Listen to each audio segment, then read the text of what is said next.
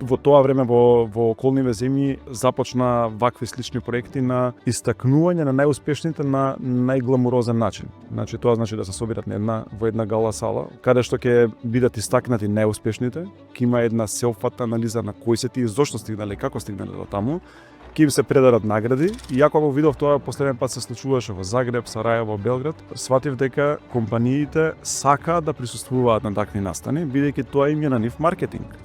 Тој сам по себе има преголема одговорност. Прво има одговорност да сподели како стигнал до таму, заради тоа што новите генерации кои што доаѓаат сакаат да слушаат успешни приказни, бидејќи едноставно не знаат како стигнале некој до успехот и они се плашат дека не можат да успеат. Кога ќе сватат дека успехот е некој кој што е последица на макатрпна работа со години, едноставно ќе го знаат патот.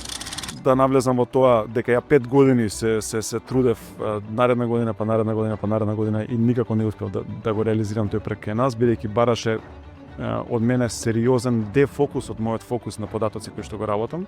Во таа година, да речам, сватив дека треба да најдам партнер можеби за реализација на тој проект. Си рековме, ако може ова да се случува во Загреб, во Сараево, во Белград, која е логиката да не се случува кај нас во Македонија?